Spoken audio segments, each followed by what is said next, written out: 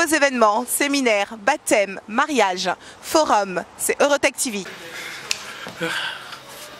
Bon, une nouvelle aux Amalam, déjà santé. Très bien. Très bien. Alors, Bandeko Balandi, Eurotech TV, Mbote la Nyonso. Et puis, tous on a invité Nabiso qui n'est pas de moindre. Donc, tous on a Bishop Chatumba qui est avec nous tout au long de ces moments. Comme Azali, consultant Nabiso politique. Donc, Topé Sabino. Topé Sabino, ba nouvelle à chaud, exactement n'engé et zo les Kalamboka. Donc, Azal Soum t'a représenté puisque boye bien, bolandi mbale belé, sauf que na moya lelo, Azal Sousou, Bishop Chatumba, o boye ba quitté, o yaza o chabat na milangi, o yaza ko la kilabat mabe. Mais Bishop Chatumba a eu vraiment Makambu à bras de corps. Pour que solo la bino selon réalité à Makambu, non pas qu'on se perdre dans les pensées. Et c'est la raison pour laquelle Tondimi qu'on travaille nae. Donc à ça mon ko bomone mbale belé.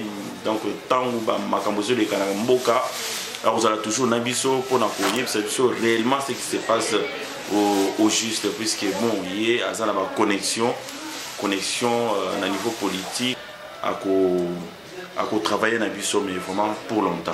Voilà. Et donc Bishop ndenge to bandaki masolo na biso, donc tous avons le bela na Oetali Mboka, donc mikolo yo toutes les caméras du monde sont braquées sur Kinshasa. Je vais commencer d'abord par répéter le commencement. Voilà. Tout est parti à partir de lundi le 19. Oui. Et elle a eu des pèses et puis ça qui change dans l'opposition congolaise. Parce que IDPS, comme nous considérons toujours que Azali, parti principal d'opposition congolaise, alors maison mère, parce que nous sommes tous ici de ces courants. Mais après cette chance, à mon avis, comme si il y avait frivolité, il y a opposition, c'est rien.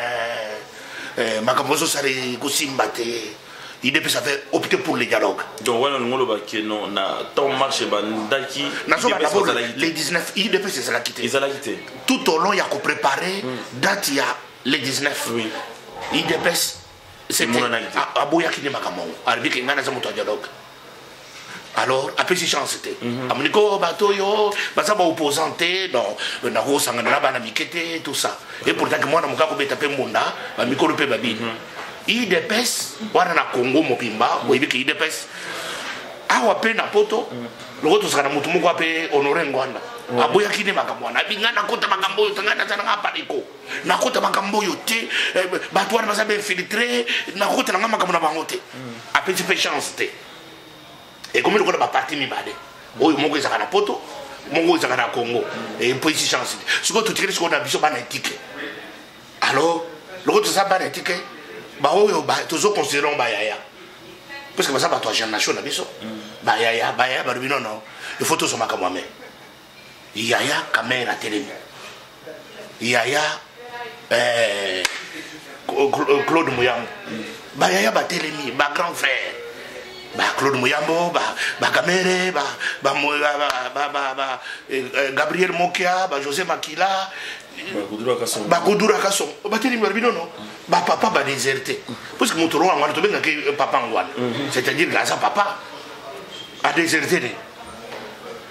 Tu sais que tu es papa. Il y a un secret de Coco. C'est tout bien Coco. Coco a beau venir. Abina de Makambo, et Nana Monica. Tout le monde a dialogue na Pétio. Ah voilà, grand frère, Barubino, non. Tata Oyo, Alobaka, prenez-vous en charge. Tokotika di Kambo yote, allez Bayaya Bazu Makamame. Nabiso to Sangisi Mayele, to Sangisi, dernière énergie, tout ça. Allez, les 19 moto, beti, yako sakanate. Tango père, grand-père. Et tu sais que dit à Monique, non? Oko risqué. À ça la faute. Mbala di bosso, IDPS va reconnaître que c'est faute. Depuis IDPS va ça la stratégie, va reconnaître tout royo. IDPS va reconnaître que c'est faute. Ya kotika bana bale kina bayaya babeta mbuna bango moko. Babite to singi pardon to kotina kata équipe. Mais le coup de tout ça, la promette, il y a tout ça, un garçon intelligent, un garçon, il était où, il Molakisi, Moyambo, Kamere, Fayulu, Gabriel Mokia, José Makila, et Kuduraka Songo, Lucien Bouissi, Ngonyo Soana, Sangani, Moïse Congolo. Mais aussi, un garçon comme on est pacificateur. Un garçon très intelligent, très humble. Oui, il y a un baninga, ça n'a pas ensemble. Puisqu'il s'efface, il va te moussouba bima. Il va dire vital caméra. Les moutons sont très humbles. Arbi non, non, bande kolanga. Makamboyo, tout est agenda caché sima. Puisque, à garder conseil, il y a François Hollande. François Hollande, il dit ça qu'à Bango à l'hôpital. Ce qui est en ordre dispersé. Beaucoup comme à Baoumbo, il y a garçon. Bossangana. Vous allez partir à 3 personnes, yaka. Vous allez partir à 2 personnes, yaka. Partir nous yaka moi sur le nabana, yaka. Koki pété. Tout ça que non, bazala donc partir miner. Ma capone partir miner. Et puis barbi que nous tous okutana ao. Couleur y a parti politique ezalate. Ezali ba résistant congolais na peuple congolais. Puisque si koyo na minute oyo pouvoir raisonner pas peuple. Peuple muto ça ko décider sur les sorts de qui que ce soit au Congo. Na minute ezate ko ngana za parti ya kala ngana za parti ya sika ngana za mutu munene na za na ba diplôme mille makamu ezate si ko minute oyo peuple congolais a récupéré situation asimi ngona maboko ako tambola na. Mais oui, mais peuple si ko bazo maté na ah mais peuple mutu ko maté. Un peuple affamé est plus qu'une bombe atomique. Na minute oyo peuple a ça au sol puisque peuple va dire le 19 lundi. Et tambouti na pourquoi ba peuple ba koufi. Tant on dit beta massas bon chose. Ah d'abord nakatana. Omoni na ko présenter mes condoléances. Na famille à Gabi na bato musu ba koufi. Bato ba koufi ba martyr ba héros na biso. Bokufi pa mbate. Place Bokei. Bato bakufa avant bino bazakuna. Beaucoup ça ensemble na balumumba. Beaucoup tanaka na bango. Boza ba martyr. Makina na bino eke pambate. Barbe lukusa. Ba Shebeya, ba Fidel Bazana. Ba Arma Tungulu, bango nyonso, ba Cédric Nyanza, bazakuna. Beaucoup tanaka. Mais mon yo atangisi makira na bino. Makiro etangi pour cette cause juste et noble. Des manifestants sans armes. Bandini, batambola, baliakate, bamelakate, bakendeke classe te, balalakate, bazana misalate, bazana avenir te, avenir sombre, ténébreux, dans l'obscurité totale, à cause d'un homme. Et cet homme s'appelle Kanamba Adrien Kanambe, alias Kabila. Kabila, tu as accepté à utiliser Kanyama pour tuer le peuple congolais. Ce peuple meurtri, ce peuple qui ne te demande rien. Tout ce qu'il te demande, c'est la paix. Tout ce qu'il te demande, c'est la joie. Tu leur as privé la joie. Tu leur as privé la vie. Tu leur as privé le bonheur. Et ce peuple s'est retrouvé sans issue. Toi, tu manges, tu bois et tu les tues. Tu as quitté Rwanda. Tu es venu au Congo en chaussures de caoutchouc. À cause de notre hospitalité, nous t'avons accueilli et tu nous as trouvés naïfs. Nous n'avons jamais été naïfs. Un peuple hospitalier, un peuple courageux, un peuple de bon cœur, un peuple habitué à être dans la joie. Mais tu les as chosifiés. Ce peuple est chosifié. Ce peuple est détruit. Ce n'est pas un problème. Mais les rassonner, ce peuple a récupéré le pouvoir. Mais Kanambe, Kabila, les noms que tu as pris de ton père, c'est pas grave. Mais tu as aussi pouvoir dans le peuple. Voilà, et donc on a ce qu'on a place. Et c'est ma façon de pleurer. Mais Bishop, yo, bon, marche, ils ont continué, mais c'est qu'on a tinani, puisque parce que voter qui déjà loi électorale, c'est pas ça qui est nanini, on a eu ça qui on connaît que de toute façon, on va dans la majorité, on a besoin non non, pas voter, mais ma camboana. C'est quoi est monté et que on a Sénat pour validation. La minute oyo, loi wana et ça va papier. Tous ça sont en groupe pour ça. Et les qui pas qu'un n'est les cas qui déjà pas battu. Mais tout ça sont en groupe pour ça. De l'autre to comme ko senga na peuple congolais. Et ça dit Kabila dégage. Donc les sous problème à droite. Problème l'autre tout ça sont en groupe pour ça puisque ti na Rwandais oyo abengami Moïse Nyarugabo. J'ai pleuré quand j'ai vu Moïse Nyarugabo, Rwandais tout ici de père et de mère. Du haut des perchoirs, il y a Sénat, à Télémi, à Tali, Bochab, Arbina Bochab. Monsieur le professeur, est-ce que cette loi apporte-t-elle à la République démocratique du Congo?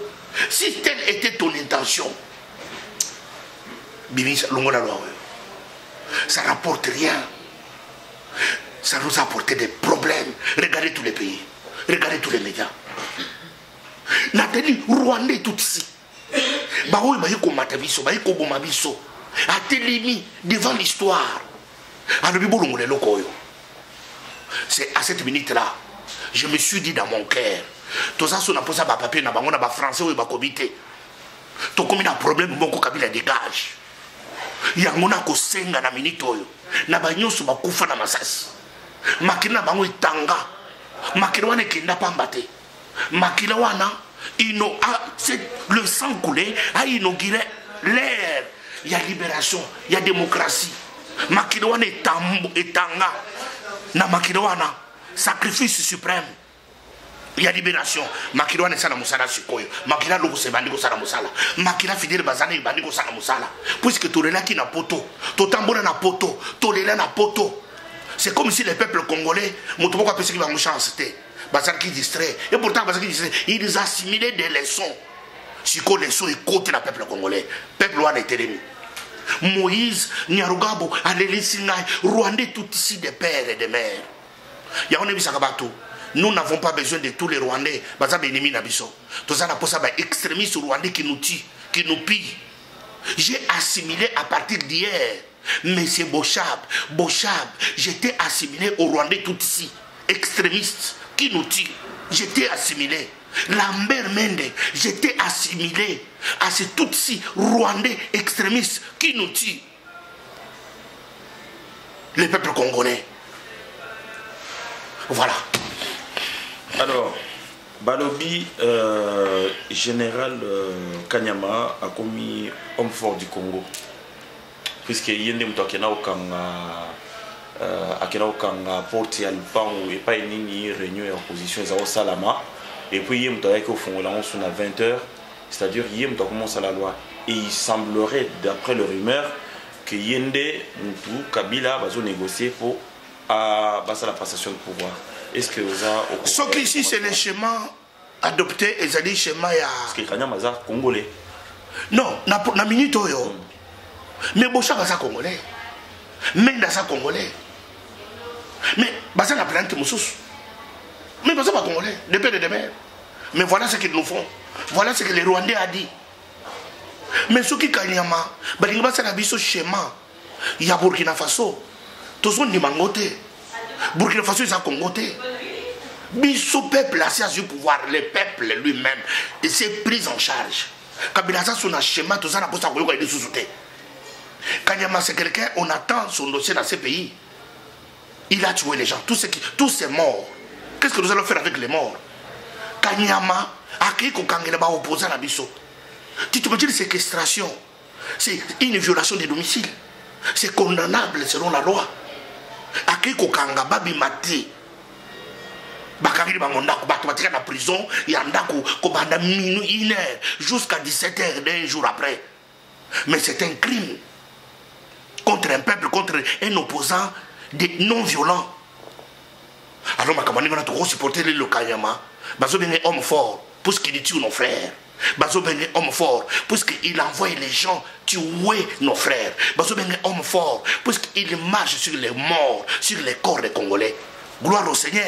Bazobenge homme fort. N'a pas de monarchie, bazobenge homme fort. Mais Kanyama Ayeba, si il ne va pas faire quelque chose, Akangerebisu Kabila, a livré Kabila na peuple congolais, il doit savoir la délivrance du Congo viendra d'ailleurs. Et lui ne sera pas épargné. Kabila P s'est sauvé comme Francis Kalombo s'est sauvé. Oui, mais Francis Kalombo Zawapi. Ah, quand je te parle là, Francis Kalombo Zana Monisco. Depuis 24 heures, Azana Monisco. Bakomi Koulukabali Aïe. Puisqu'il a pris la part du peuple. Yango, je t'avais dit, Ngaï Francis Kalombo n'a communiqué dans Moulanga avec une grande cérémonie. Il faut abîmer.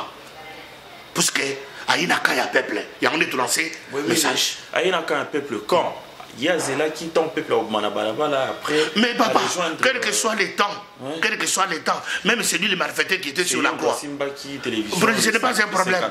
C'est lui qui. Non, non. Je te dis, le malfaiteur qui était sur la croix, il a tout simplement reconnu que celui-ci est le Seigneur. Il ne mérite pas notre faute, notre condamnation. Jésus lui a dit, à l'instant même, tu seras avec moi dans le paradis. Nous avons besoin de gens qui se répandent. C'est tout ce que nous avons, que ces gens-là se répandent. Ils reconnaissent leur mal.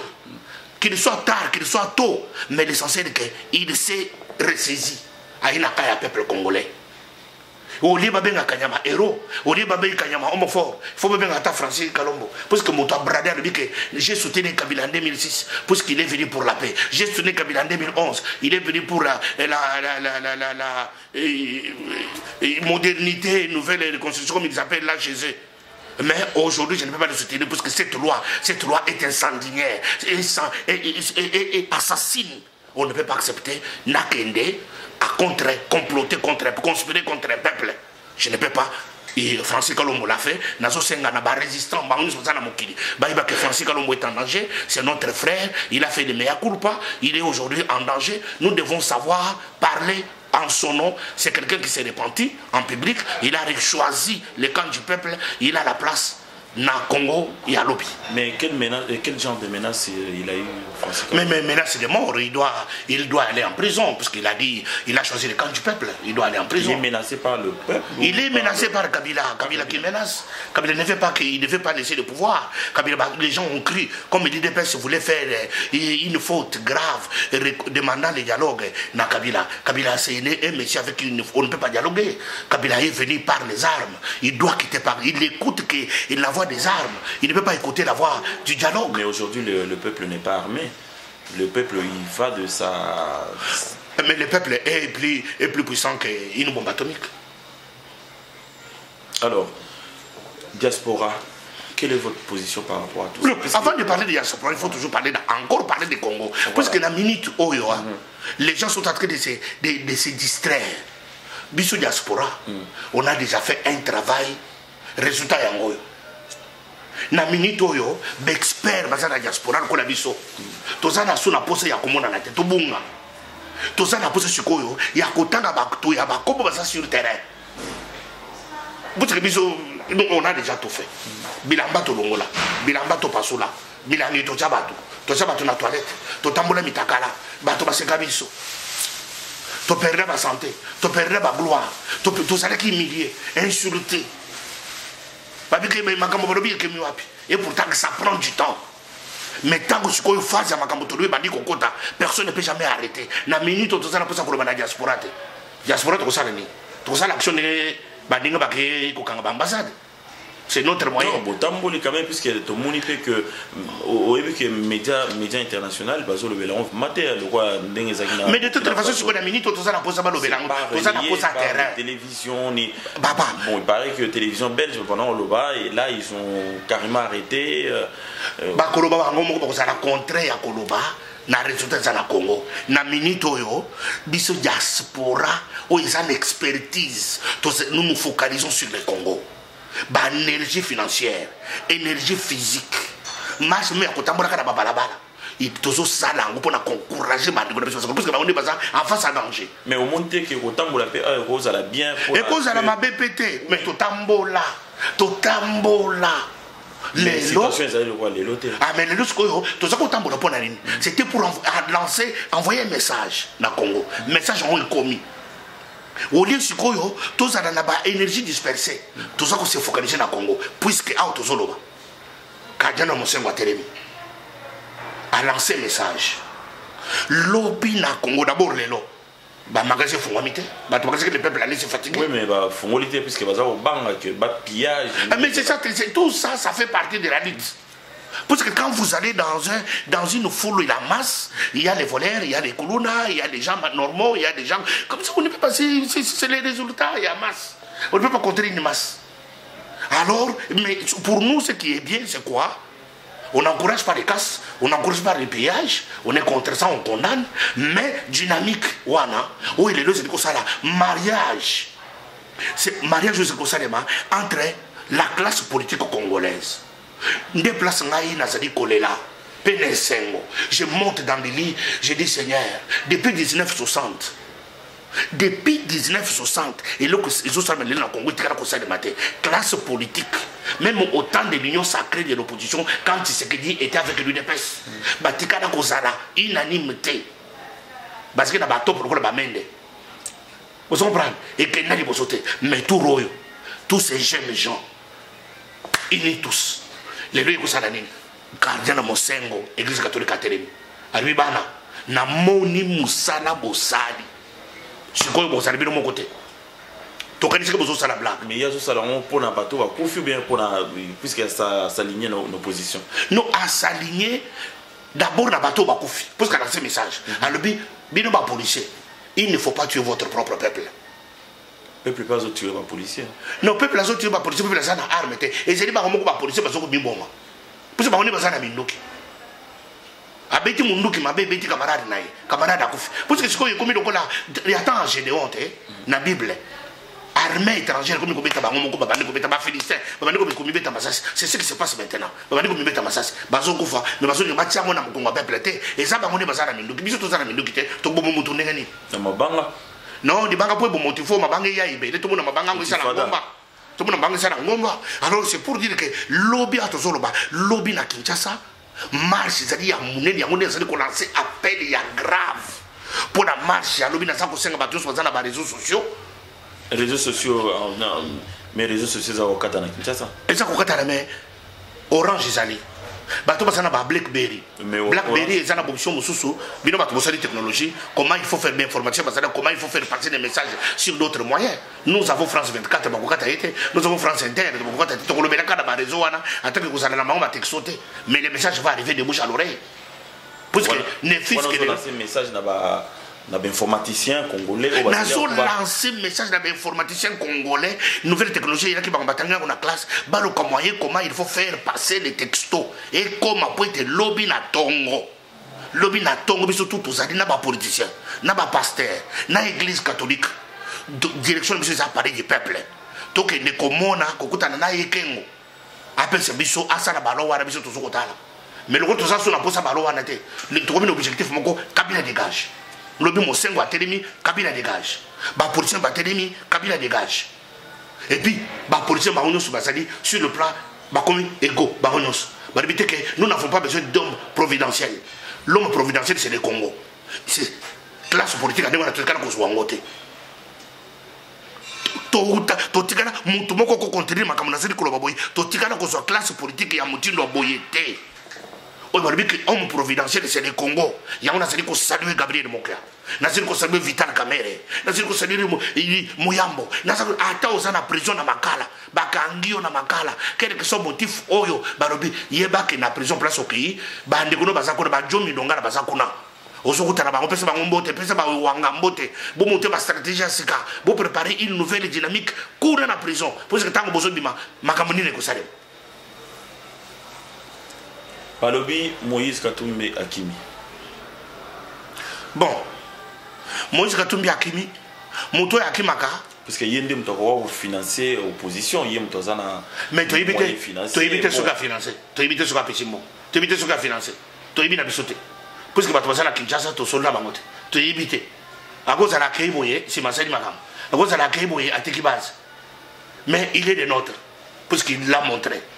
Na minute place Azali, il a notre bénédiction. À qui pas la grande porte à la qui bat, pas la grande porte. Mais à quelle visite médicale il y a autour de banc. Mais apparemment, ça qui. On a des spéculations, mais officiel, il y a une visite médicale. Alors bien officiel, c'est-à-dire que biso na minute tout ça n'a pas ça côté dans monde de spéculation, il y a des bons Congo. Tel à Burundi, tel à Angolais, tel à Burkinabé, tel à Rwandais et bons Congo. Après tout, comme on a que et ça qui bam stratégie, il y a qu'au diviser bana wana bazana opposition. Parce que ce qui va se battre yo, ba coller yo identité. Le ko langa ba coller nga chato baza Zambie. Et pourtant comme on a chato ba izana monde dans le pays mon côté et ça kana Kasai. Alors pour dire que c'était manière oyo parce que utilisé par l'ennemi des Congolais pour aboma Congolais. Alors tu c'est une distraction, des destructions. La minute exacte, et là l'unité et la coordination, il y a opposition. Oui, c'est tout autour avec le peuple congolais. Mariage, je vais être comme ça le matin. C'est quoi ça l'ami? Victoire, et ça lobby. Victoire, et ça mon collègue Kolanda. Tu comme un mot d'ordre, et ça Moko, Kabila dégage. Bah tu vas à Kinshasa. Kadina Mosengo. Opposition, Vital Kamere. Opposition, Muyambo. Ata Osana Boloko. Fayulu. Gabriel Mokia. Kudura Gassongo. José Makila. Binignos Matobosana front. Boye Bake, vous avez l'approbation de vos frères. Vous avez le soutien spirituel, le soutien matériel. Vous avez tous les soutiens pour faire bouter Kabila. Message n'a qu'à lancer la bino. Biso tozo kosenga dialogue na Kabila te. Tozo kosenga son départ Kabila dégage. Place bino bozali, ezali départ de Kabila. Place nyonso bozali. Ba soda ya Congo. Boyibike tango ekoki na minute oyo. Bo se sauver. Vous sauvez votre avenir, vous êtes mal payé, vous êtes mal nourri, vous êtes mal logé, vos enfants ne partent pas à l'école, on vous a tout privé. Donc, le monde va déposer des armes. Mais pas civil, le peuple congolais, va accompagner le peuple congolais, va tuer ma frère, parce que ces pays sont sur place. Et ça, au bête monde qui entend, va commis combo na yo. Au côté de ces pays, ils sont souffrir encore. Vous avez souffert. Il n'y a aucun militaire congolais, soldat, policier qui a une bonne vie. C'est la souffrance sur souffrance. Souffrir de nouveau, qui pensera à toi? Et c'est que le peuple congolais, vous allez kolanda, mot d'ordre de Pesami. Tina Paris du peuple, tokende, ko déloger Bangouna, il y a peuple congolais. Ça, ce sont les ennemis du peuple congolais. C'est-à-dire que ça a une conspiration. Ça a délogé, donc installer un état de droit, et Mboka y démarrer la démocratie. Ben oui, mais est-ce qu'on dit vraiment que le monde droit n'est au coma, puisque leur Kabila perd Kota qui n'a Kinshasa, Basoda va déposer qui arme. Oui. Croyant que tant le roi n'a pas changé Rosala, et donc la situation n'a pas changé. Mais par contre, il y a moins payé, barrière des. Mais c'est pour te dire, non, c'est pour te dire que ça ne peut pas se répéter. Comment on a bonne volonté à Congolais et sa détermination, prêt à faire les sacrifices pour le changement. Tant que Kabila Père a eu, sacrifice, c'est-à-dire va tous se déposer, va qu'il soutenir rien. Mais, comme Kabila Père, derrière son dos, il avait une charge de ces Rwandais qui est venu nous torpiller.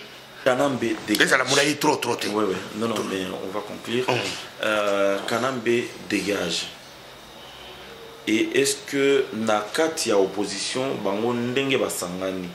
Est-ce que bazana idée par exemple ya mutu oyo ce Kanamba longo lelo pour qu'on remplace aujourd'hui? Tozana na idée wana te. Tolingi to tala d'abord comme wana te. D'accord. Non. Les kambo tozana pouvoir raison na peuple. Après wana botala aussi. Totala mosima. Mais ya mone zo bomate. Ce que tu m'as dit qu'on a dit, ah, tout le monde joue, mon tour, ça là, ah, alors, tout mon téléfilm, mon tour, ça va Zambien.